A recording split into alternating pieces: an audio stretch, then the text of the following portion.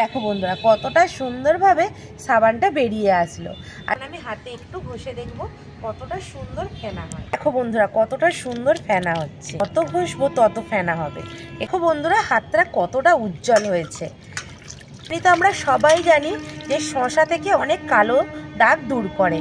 কতটা ফর্সা উজ্জ্বল ত্বকটা আমার হয়েছে। নমস্কার বন্ধুরা, মমিতা ইয়াম্মি কিচেনে তোমাদের অনেক স্বাগত। আমি চলে এসেছি আজকে আবার একটা নতুন রেসিপি নিয়ে। এই শসা দিয়ে আজকে আমি একটা উপকারী সাবান বানাবো, যা আমাদের ত্বকে বা স্কিনে যে সমস্ত কালো ছোপ দাগ কত কিছু রয়েছে সেই সব কিছু দূর করে দেয় এই শসা। শসার কিন্তু অনেক রকমের গুণ আছে। যত কালো দাগ থাকে সেগুলো যেমন দূর করে, ত্বককে করে ফর্সা ও উজ্জ্বল। এই শসা দিয়েই যদি এত সুন্দর উপকারী সাবান বানানো যায়, এই গরমের সময় আমাদের স্কিনে অনেক কালো ছোপ দাগ হয়ে থাকে। এই কালো ছোপ দাগ সরানোর জন্য শসা দিয়ে আমি কিভাবে সাবান বানাচ্ছি তোমরা পুরো রেসিপিটা দেখতে থাকো। আশা করি তোমাদের খুব ভালো লাগবে। তো বন্ধুরা চলো এখন আমি রেসিপিটা শুরু করে দিই। শসা দিয়ে সাবান বানানোর জন্য এখানে আমি এইরকম সাইজের দুটো শসা নিয়েছি, আর এখানে নিয়েছি অ্যালোভেরা।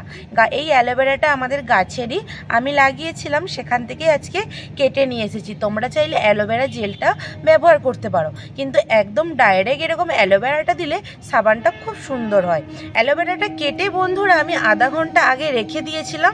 অ্যালোভেরার একটা আঠা বের হয়, সে আঠাটা যেন বেরিয়ে যায়। না হলে সাবান বানালে তোমরা যদি ডাইরেক্ট গাছ থেকে অ্যালোভেরাটা কেটে সাবানটা বানিয়ে নাও, অনেক সময় কিন্তু মুখ কুটকুট করতে পারে বা গা হাতও কুটকুট করতে পারে। এখানে দেখো আঠাটা একটু আমার পড়েছে।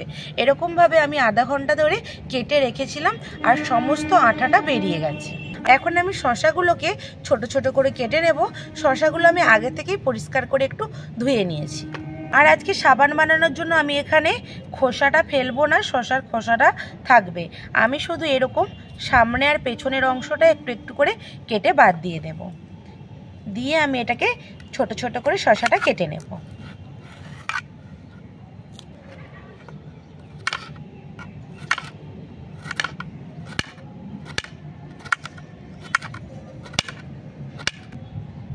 গরমের সময় শসা তো সবসময় বাজারে পাওয়া যায়।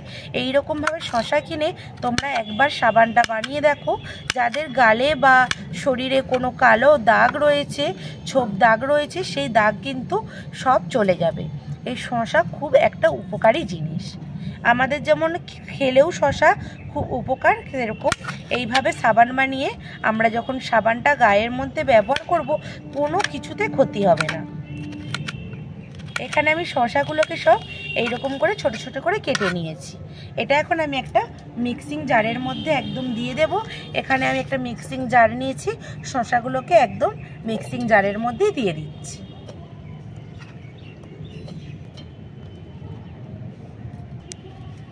এখন এই অ্যালোভেরাটা আমি কেটে নেব। প্রথমে এই সাইডে যে কাঁটা রয়েছে, এই কাঁটাটাকে খুব ভালোভাবে একটু ছাড়িয়ে নিতে হবে, না হলে হাতের মধ্যে ফুটে যেতে পারে। কাঁটাগুলো কেটে সব আমি সাইড করে ফেলে দিয়েছি। এখন অ্যালোভেরাগুলোকে এইভাবে ছোট ছোট করে টুকরো করে আমি কেটে নেব, যাতে জেলটা বের করতে খুব সুবিধে হয়। এইভাবে সবকটা অ্যালোভেরাকে আমি কেটে নিচ্ছি।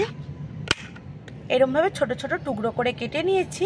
এখন ওপরের এই অ্যালোভেরার যে ছালটা রয়েছে, এটাকে আস্তে আস্তে আমি এইভাবে কেটে নেব। খুব সহজেই অ্যালোভেরা জেলটাকে বের করে নেওয়া যাবে। এইভাবে কেটে নিয়েছি। এখন একটা চামচ নিয়েছি, এই চামচে করে এইভাবে অ্যালোভেরা জেলটাকে টেনে নেব। অ্যালোভেরা যেহেতু একটু হরহরে টাইপের জিনিস, একটু অসুবিধে হয়। এই দেখো বন্ধুরা, একদম অরিজিনাল অ্যালোভেরা জেলটা বেরিয়ে গেল। এখন একটা প্লেটের মধ্যে আমি রেখে দেব। ওপরেরটা আমি আবারও এইভাবে ছুরির সাহায্যে কেটে উপরের ছালটা ফেলিয়ে দিলাম। দিয়ে আবারও এইভাবে একটু চামচে করে টেনে নিলেই পুরো জেলটাই বেরিয়ে যাচ্ছে। আর যাদের বাড়িতে অ্যালোভেরা গাছটা নেই, তারা জেলটা কিনেও এইভাবে সাবানে ব্যবহার করতে পারো। ধরো এখানে অ্যালোভেরা জেলটা আমি বের করে নিয়েছি, আর আমার শসার পরিমাপটা যতটা সেরকম অনুযায়ী আমি এখানে অ্যালোভেরা জেলটা নিয়েছি। তোমরা শসার পরিমাপটা যেরকম নেবে সেরকম অনুযায়ী তোমরা অ্যালোভেরা জেলটা নিয়ে নেবে। শসার মধ্যে এখন অ্যালোভেরা জেলটা আমি দিয়ে দেব। একটা খুব ভালোভাবে পেস্ট তৈরি করে নেব। এখানে কিন্তু আমি কোনো জল ব্যবহার করব না, শসা আর এই অ্যালোভেরাটা দিয়ে একটা মিহি পেস্ট করে নেব। বন্ধুরা শসা আর অ্যালোভেরা জেলটা আমি পেস্ট করে নিয়েছি। এই দেখো এইরকমভাবে পেস্ট করে নিতে হবে। আর এখন আমি এখানে সোপ বেস নিয়েছি। এই সোপ বেসটার বদলে তোমরা এখানে যে কোনো গ্লিসারিন জাতীয় সাবান নিতে পারো। এখন আমি এখানে সোপ বারটা এখন ছোট ছোট করে কেটে নেব। আর এই সোপ বারটা আমি অনলাইন থেকে নিয়েছি। তোমরা যদি সোপ বারটা নিতে চাও অনলাইনে দেখতে পারো, পেয়ে যাবে। আর এই সোপ বারটা আমি নিয়েছিলাম, এর আগেও একবার একটা সাবানের রেসিপি করেছিলাম, তখন নিয়েছিলাম, আমার ওই জন্য এখনও কাজে লেগে গেল। এখানে উনুন ধরিয়ে কড়াতে আমি জল গরম করতে বসিয়েছি সোপ বারটা গলানোর জন্য। এখন আমি এই সোপ বারটা একদম ছোট ছোট করে কেটে নেব। এই সোপ বারটা যত ছোট ছোট করে কাটবে তত তাড়াতাড়ি এটা গলে যাবে, আর যত মোটা থাকবে তত গলতে একটু টাইম লাগবে। আর সোপ বেসগুলো কাটতে কতটা ভালো লাগছে, একটু ছুরিটা এরকম করে ঠেকালেই কাটা হয়ে যাচ্ছে। আর কাটার পরেও দেখো ভেতরটা কতটা সুন্দর, একদম স্বচ্ছ পরিষ্কার, কতটা ভালো লাগছে দেখতে। বন্ধুরা সাবান বানাতে গেলে কিন্তু এই সোপ বেসটা লাগবে, আর সোপ বেস না হলে সাবান বানানো যাবে না। বা তোমরা গ্লিসারিন সাবান যে কোনো নিয়ে নিতে পারো, তা না হলে সাবানটা কিছুতেই বানানো যাবে না। কেটে নিয়েছি, এখন একটা এইরকম পাত্রের মধ্যে ঢেলে দেব। এখন যে গরম জলটা ফুটছে এই সসপ্যানটা ধরে এইভাবে ধরে রাখতে হবে, তাহলেই সোপ বেসটা একদম গলে যাবে। আর তোমরা যেরকম অনুযায়ী শসা নেবে সেরকম অনুযায়ী এই সোপ বেসটা নেবে, বেশিও নেবে না কমও নেবে না, তাহলে কিন্তু সাবানটা ভালো হবে না। সব পরিমাণগুলো সমান সমান করতে হবে, তাহলে সাবানটা খুব সুন্দর হবে। গরম জলের মধ্যে এই সসপ্যানটা বসিয়ে দিতে কত সুন্দরভাবে গলে যাচ্ছে দেখো, দেখতে কত ভালো লাগছে, যেন মোম মোম মনে হচ্ছে। আর এই সোপ বেসটা নিয়ে তোমরা ডাইরেক্ট কড়ার মধ্যে দিয়ে দেবে না, তাহলে সোপ বেসটা একদম নষ্ট হয়ে যাবে। এইরকমভাবে সোপ বেসটা গলিয়ে নিতে হবে। সোপ বেসটা খুব ভালোভাবে গলে গেছে। এখন এই পেস্ট করে রাখা শসা আর অ্যালোভেরা আমি দিয়ে দেব। এটা ছেঁকে নেওয়ার কোনোই প্রয়োজন নেই, এইরকমভাবে দিয়ে দিলেই হবে। পুরোটা দিয়ে দিয়েছি। এবার খুব ভালোভাবে এইভাবে একটু গুলিয়ে নেব। এখন আর এরকম গরম জলের মধ্যে রাখার প্রয়োজন নেই। এখন এটা আমি নামিয়ে নেব নিচে। এখন এখানে আমি দিয়ে দেব একটা ভিটামিন ই ক্যাপসুল। এই ভিটামিন ই ক্যাপসুল কিন্তু আমাদের ত্বকের জন্য খুবই উপকারী একটা জিনিস। এটা একটা দিয়ে দেব। আর এখানে আমি একটা ব্যবহার করছি, তোমরা পরিমাপটা যেরকম নেবে সেরকম অনুযায়ী ব্যবহার করবে।